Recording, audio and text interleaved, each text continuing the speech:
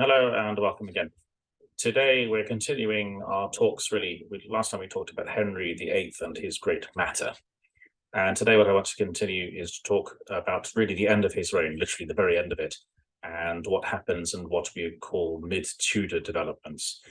At no point is this supposed to be very exhaustive. It is just a very sort of skeletal outlook of it, because we're actually trying to push on towards Elizabeth I rather than deal with many of the internal, with the in-between people.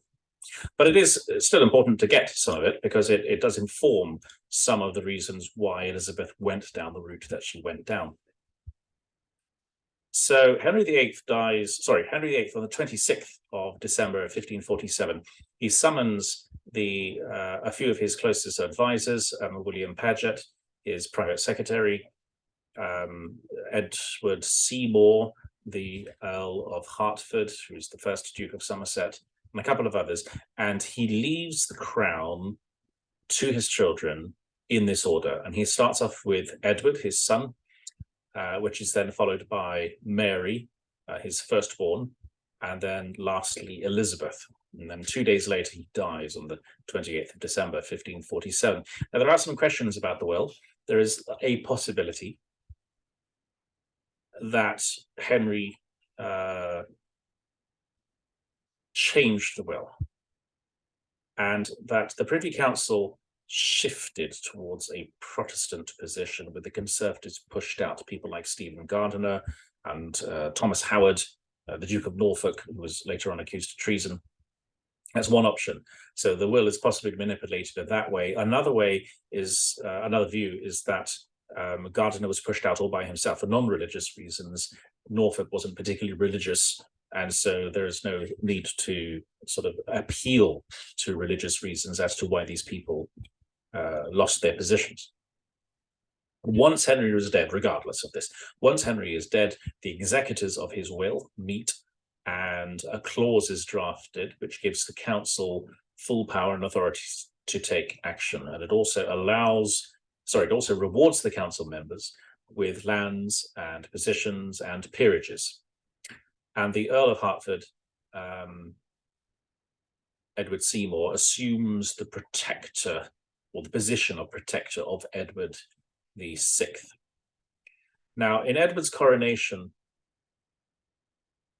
he is heralded as a new Josiah. If you remember in the Old Testament, Josiah is a young boy king, only 8 years old, and he's heralded as bringing in all sorts of different purifying practices to Israelite religion. And Edward VI is seen as something similar, in many of the same ways, in fact. The emulation is very close. For example, getting rid of the idols, getting rid of the images, complaints about papal tyranny, similar things, of course, which Josiah dealt with, mostly idolatry and obviously not, of course, papal tyranny. But what became clear was that the council quickly came under the influence of his uncle, Edward Seymour, Jane's brother. And Somerset the Earl of Hertford, who became the Duke of Somerset, they inherited, along with the council, some serious problems from Henry, which they had to figure out how they were going to deal with. First off being, how do you continue the restructuring of what was the Anglican Church, so the English Church? Remember that we have separated ourselves from Rome, and so it's kind of difficult for us to sort of understand what is going on. How do we reform a church? How do we form a church that is separated from the rest of Christendom? And the second problem, which is going to be a Tudor problem forever, and also all the way through the Stuart period, is what do you do with an enormous deficit? They have a money problem, which is not helped by a recent surge in inflation. And the Edward Seymour, the Duke of Somerset, followed the precedent of Henry and debased the coinage in 1547 and 1549. And this means that your coins are worth less, and there are consequences to that, but I'm not so interested in the economic aspects of this, more to do with what's going on in the background. So there is some sort of, and I put this in quote marks, quote unquote, Protestant development. And the Protestant development looks a little bit like this. There is the removal of processions and pilgrimages. In the church, you have the cross, and in front of the cross, there's something called a rood screen. They got rid of candles in front of the rood, and then they removed the rood screens completely. There was no transubstantiation. For those of you who may be conversant with some of the theology of the time, Martin Luther kind of compromised. So the Catholics have transubstantiation, which is this idea that when you eat the bread and the wine, it literally becomes Jesus. And Luther had a compromise called consubstantiation. Hang on a second. So as I was saying, Luther accepts some sort of a compromise of what this means, rather than having called consubstantiation. It's not so important to understand what that means, but it's a compromise which the evangelicals in England refused to accept. So they were moving, I think, towards, well, you'll see what they're moving towards eventually. In 1547, then, there are some abolishment of the heresy laws, which included the 6 Articles, which, if you remember, was Henry VIII trying to set things up to be quite Catholic. And so this got rid of some of the issues that came around with that. And so that made things a little bit easier if you wish to become a Protestant, if you wish to do Protestant things. Sorry about the cat here. England becomes a haven for religious Protestant for religious dissidents in the continent. So continental Protestants are fleeing the cities and principalities, which had been made quite difficult for them by various Catholic monarchs. There was an alliance of Protestants in 1548, which had been defeated by Charles V, which caused lots of them to sort of pick up their skirts and run. Protestant academics took up places in Oxford and Cambridge, where they expounded on views on the Lord's Supper, which was moving more towards a Zwinglian way of looking at the Mass, or at least at the bread and the wine. For those of you who, of course, if you are an Adventist, you are probably going to be quite familiar with this idea that when we eat the bread and wine, we're not actually eating, obviously, Christ. We're doing this in memory or in remembrance of me, says Jesus. Zwingli was the Swiss reformer who said that this is what it is. When you eat the bread and the wine, you are just having a part of it as a remembrance. You're not actually eating any elements of Christ. And so Zwingli taught that there's only this spiritual presence, not a corporeal presence, as the Catholics and Lutherans maintained. In 1548, there was some further purification, so to speak. In January, they banned a number of things: candles at Candlemas. They banned ashes on Ash Wednesday, which, if any of you have been paying close attention to Mardi Gras or Fat Tuesday, this is the time period where we move into this sort of Lenten soul searching, and ashes were often sort of put on your head, or on your forehead, as a sign of your mourning and sort of contemplation about what happened to Jesus. They got rid of palms on Palm Sunday, and there was something on Good Friday. There was something called creeping to the cross, where you would crawl on your hands and knees across a certain distance to reach the cross in the church. This was banned as well. They also banned some other parts. Once upon a time, there was something called the adoration of the host, where you pick up the host and there would be sort of worshipping of it. You were no longer allowed to do this. And then in 1549, there was an introduction of the Book of Common Prayer, which is a kind of important development, I guess, in Anglican theological and also practical aspects. The Book of Common Prayer really was supposed to be used by everybody in the church services, and we still use it today in Anglican services. It's been modified a few times, but it is kind of very important. If you refuse to use this Book of Common Prayer, it was considered to be a criminal offense to not use it, to refuse to use it. You could be thrown into jail. And if you forced a priest to use some other liturgy, you could also similarly be prosecuted for it. And the book, as I said, has gone through a number of revisions, but it really sets the state of the English church, because this is the book that we use to this day. And it's actually not a bad idea. The idea is that every service, you read scripture, and there are prayers and songs and readings and whatnot. And the idea is that I think across a whole year, you essentially end up listening to the entire Bible. I think it's once of the Old Testament and maybe twice of the New Testament. I'm not actually sure of the timings of it, but the idea is that you listen to a lot of scripture, which, of course, as a good evangelical and as any Adventist might also agree with, this is a good idea. Anyway, so we have this Book of Common Prayer. What does this Book of Common Prayer do? Well, when it comes to the Mass, when it comes to the Eucharist, we should probably start calling it the Eucharist rather than the Mass, but it's simply because the rest of the world is Catholic at this time. It's useful to sort of keep our minds on what everybody else is calling it. There is no real presence in the bread and wine, which is Zwingli. There is no elevation of the host. So what would normally happen was that the priest would hold up the wafer of Jesus, or the cup, and he would say, "Hoc est corpus meum, this is my body." But they didn't do this anymore.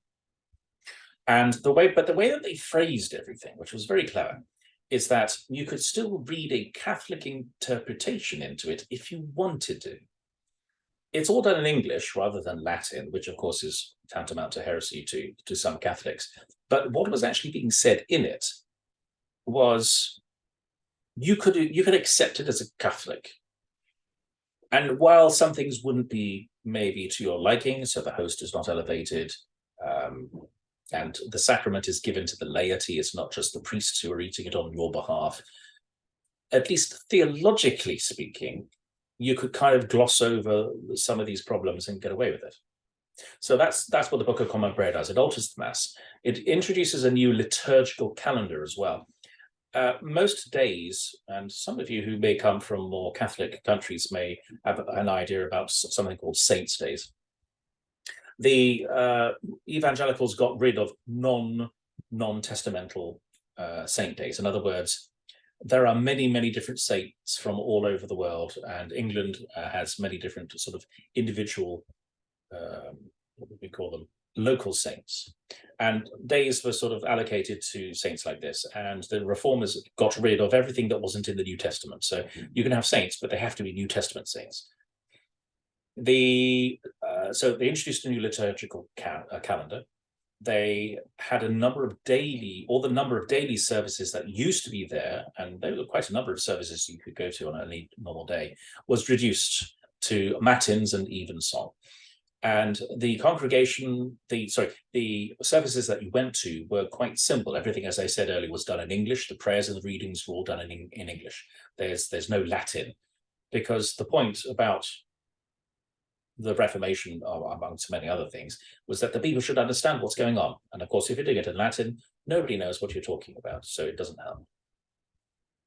This Book of Common Prayer also introduced some other things. Forced attendance at church was one of them. If you didn't, you'd be penalized. You had to take communication at least once a year, which is not a terrible idea. It gets you into church, and it's only once.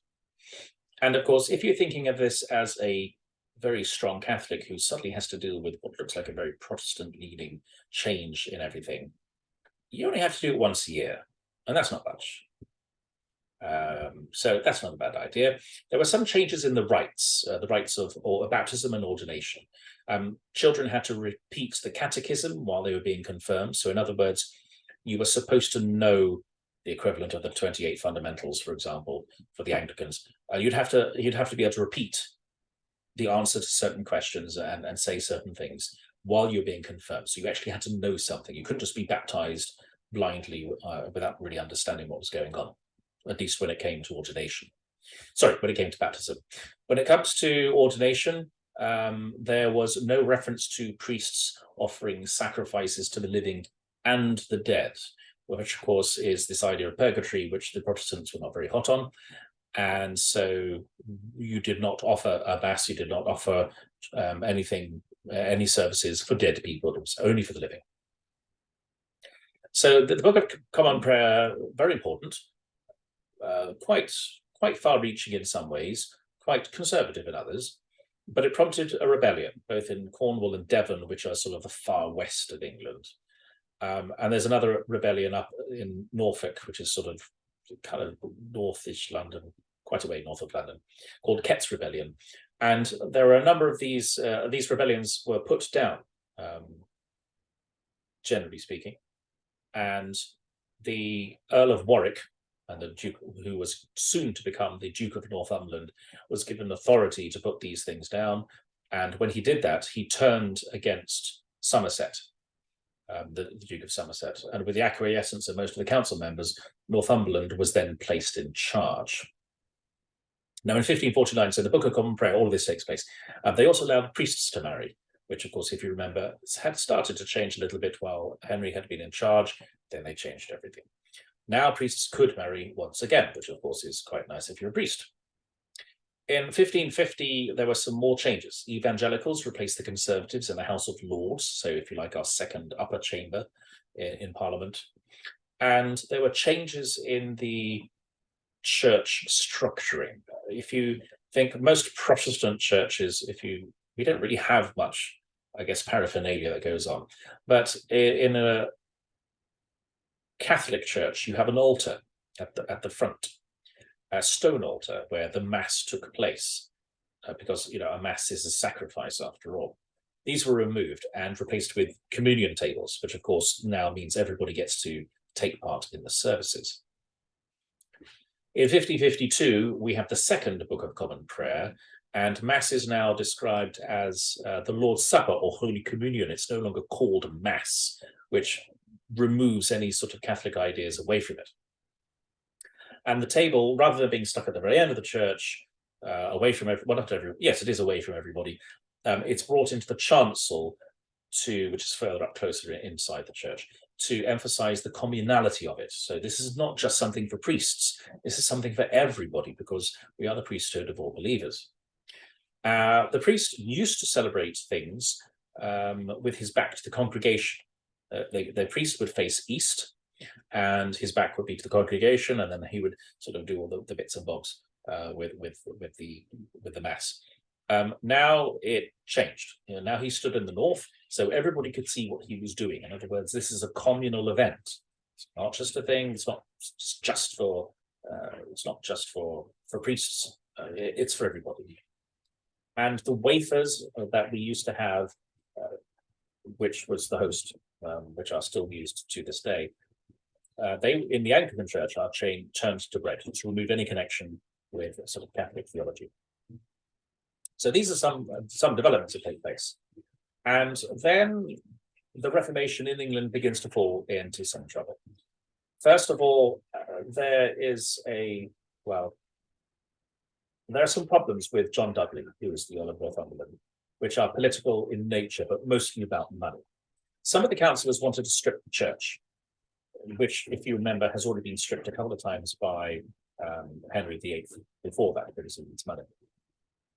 Some of this is to bring gain to royal finance, some of it is personal gain. And probably due to Protestant religious sentiment and partially owing to financial desperation, I guess, the government officially abolished all chantries, which are stipends designated for priests to carry out masses for the dead. So when you die, of course, you go to purgatory and you may spend many, many years there while God purifies you of all of your sin, and then you make it up to heaven. And so chantries are sort of established to get you out quicker, because obviously it's a painful experience. And these are all removed. And the government's appropriated these revenues. Now, ostensibly, the money that they've taken from these chantries is supposed to go towards education. But what happens is that it ends up going to the men at court, who embezzled most of these funds and the lands attached to them. There were also some 90 colleges and 110 maybe hospitals, which were removed from clerical jurisdiction. So these were run by monks and friars and whatnot. And these were assumed by secular citizens or municipalities. And in addition to these changes, the number of houses owned by bishops were reduced. At this point, 21 English and Welsh bishops owned a combination of 177 houses, which is sort of 6 houses for every bishop, which is a ridiculously large amount. So John Dudley, the Duke of Warwick, the Earl of Northumberland, it gets confusing with all these titles, but yes, they all have the same title. He brings in John Knox, who's actually a more radical Protestant, to make things happen faster. And John Knox doesn't really feature very much in England. He sort of ends up moving up to Scotland a bit more, and out of our interest at this moment, but he will come back perhaps a little bit later on. Now, obviously, the church doesn't take this all sitting down, because it is still an institution, even if it is a drastically changed institution, and institutions tends to want to preserve themselves. So the church hits back, and it hits back at what it terms covetous politicians and nobles who pursue personal advantage rather than the common weal, rather than the good of everyone. Northumberland, however, thinks that the church should be subservient, which of course is what Henry VIII was pushing for at the beginning. And he claims that the church and clergy, the sitting church, clergy and church, have so great possessions to maintain their idle lives. In other words, they're not doing anything. They're just amassing riches and not doing anything good with their lives. So the preaching campaign was about the scandalous behavior of these priests, which tended to foster disorders and sedition. And so the Reformation is trying to push ahead, but there is some pushback in some ways that it is being expressed. And probably the biggest problem is that in May 1553, Edward, who was only 15 years old at this time, begins to show signs of tuberculosis, and they need to set up a successor. And of course, if you remember what what Henry VIII had set up, was that the crown would go from Edward to Mary, and then down to Elizabeth. Henry originally had insisted that Mary and Elizabeth were illegitimate in the eyes of God, but still put them in the line of succession. Edward kind of does the same thing, and chooses a woman called Lady Jane Grey. And I will let you look this up on your own, because it's a sad and tragic story of a woman who was executed very quickly in a few sort of weeks' time. And they are Protestants who are there to set up the Protestant Reformation. But by the time of Edward's reign, we have removed statues and images and paintings from the churches, many of them being publicly vandalized. And probably the biggest change in what might be termed, I suppose, spiritual architecture is that we've removed the mass from the altar, the stone altar which the mass was celebrated on, from the ends of churches, and we've been replaced by simple communion churches. And then Edward dies. And what happens is that Mary sweeps in to do this. Northumberland had married his son. So the Duke of Northumberland had married his son to Lady Jane Grey, who was the Protestant granddaughter of Henry's sister Mary.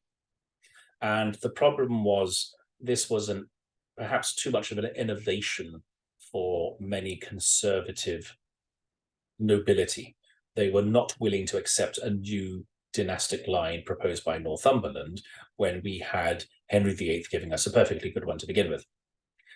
So Mary at this time was gathering support from a number of people, a number of Catholic gentry all the way around England, but largely in East Anglia, and also, please note this, from some Protestants as well. She was queen by blood, if not by law.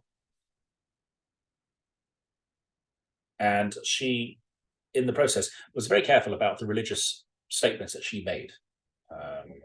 So an uprising takes place in July 1553, and she has essentially it's a coup. It's a coup to take back her position, which was rightfully hers, depending on how you look at it. But in the process, this coup discredited the leading evangelical reformers, like Thomas Cranmer, who had supported the cause of Lady Jane Grey, and him along with several other Protestant bishops, were arrested on charges of treason. Northumberland, seeing the winds of change coming his way, renounced Protestantism and converted to Catholicism, but it didn't actually change him. It didn't change the fact that he was going to be executed, and he was. So by 1553, Mary had swept into power, but she wasn't quite ready for it, and she didn't really know what she was doing. She had been born, obviously, I say obviously, she was born in 1516, and she had suffered largely because she had been abandoned by her father. She had been refused access to her mother after 1531, and then she was humiliated essentially from 1533 to 1537. And her health, her mental health, her physical health declined. After the birth of Edward, she was treated better, and by the king himself, because it was essentially his sister. But Mary and her advisors were now very interested in trying to realign things back to the way that they were. So several Protestant ministers were executed. People are burned. You'll find that people are burned, generally speaking, because there is this idea, and it goes back to the medieval period. I think it's Bernard of Clairvaux who points this out. Bernard of Clairvaux, I think, says that if you bury heretics in a graveyard, as they decompose, they will contaminate the other corpses around them, and therefore contaminate the holy. So what you need to do is burn people so there's no sort of putrefaction and subsequent sort of moral, I suppose, putrefaction of the bodies around them. So that's why people are burnt, because it's purer. Plus, it's also fire is a purifier, and that is an idea all the way through the Bible. Anyway, so she begins to burn people. People who generally refused to accept Catholicism. About 300 odd people were burned at the stake. German McCulloch, who is a Tudor and Reformation historian, has argued that Mary and her advisors failed to present a positive message of Catholicism while they embarked on the negative work of dismantling Protestantism. And I think this is probably a good point. It's one thing to get rid of something, but if you have nothing better to replace it with, you haven't really changed very much. And so maybe, and these are all hypotheticals, Mary and her council could have restored Protestantism if Elizabeth had died, or if Mary had actually lived longer. But it's kind of difficult. The burnings were generally not very well received by everybody. And I think this is something important to note too, is that it horrified lots of people. And she does it with sort of quite frequency. She's only in power for a few years. And I think once I worked out, she's burning one person, I think, every 3 days, which is an awful lot. Now, it is important to note that Henry VIII had people executed too. But Henry, it wasn't as quick, and Henry lived a lot longer. So obviously it's spread out across a wide time. There are some other issues that are taking place. Cardinal Pole, who is the chief sort of brains behind Mary's re-Catholicization. I think I've just made that word up. The efforts to bring back Catholicism in England is done by Cardinal Pole. He begins to establish seminaries in the cathedral churches around England. So this is if you like, some sort of counter-reformation. But he maintains some other ideas. For example, bishops should stay in their diocese and make sure that things are working. So if they are accepting of some of the complaints, if you like, about early Protestantism, where they sort of said bishops aren't doing any work. Well, now Cardinal Pole is sort of saying, okay, well, let's make sure you stay in where you're supposed to do and make sure that you're doing your work properly. It should be noted, as somebody once said, virtually all the Marian bishops except one refused to join Elizabeth's return to Protestantism in her reign. So the pro-Catholic camp in England is very strong. Another particular problem, and I think I talked about this a couple of lectures ago, was that Mary was a queen, somewhat obviously, and needed to marry a king. And the problem is, if you marry a king, you become subordinate. If you become subordinate, he owns your land. And so England stops being English, for example, and then becomes part of some other country. Mary was involved with, excuse me, Mary did actually end up marrying Philip, the Catholic King of Spain. And this made people actually very, very nervous. Charles was quite keen, Charles V, the emperor, was quite keen on marrying his son to Mary, and Philip was to inherit the monarchy of Spain and the Netherlands, as well as the New World territories. And then, of course, if he could add in the English on top of that, they would actually have a very comfortable group of countries to which they could counterbalance the French monarchy. Anyway, so the offer comes in, and Parliament kind of agrees some sort of treaty with it, an alliance there. And they did it by essentially asking Philip to be a joint sovereign, but that English laws were to apply in all cases, and that Philip couldn't use any English resources without the approval of Mary. So in other words, it makes her married, and he is essentially the king, but you can't just loot England to do whatever you want with it. You can't take its resources to go and fight the French, for example. It all has to go through Mary. So they get married, and the succession should then have passed down to the offspring of Mary and Philip, but they failed to produce an heir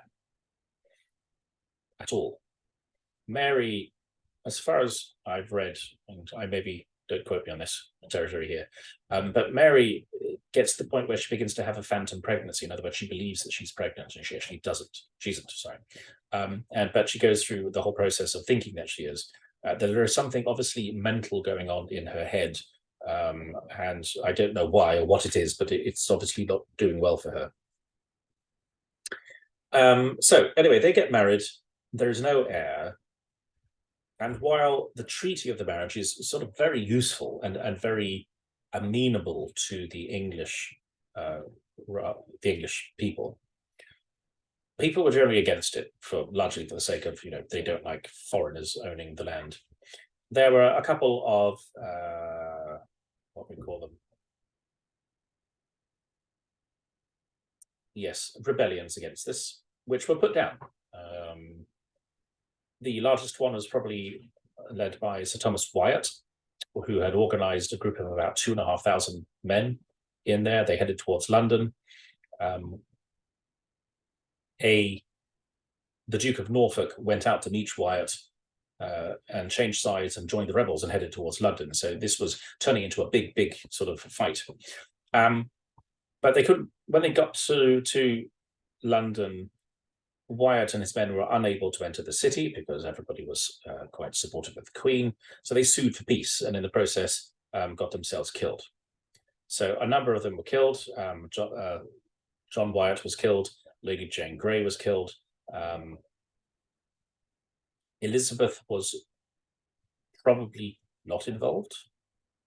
Maybe she was, but we don't have the evidence either way. She wasn't executed, but she was placed in prison. So Mary has these bits and pieces all in place. She's now fully the queen, but she cannot produce a child.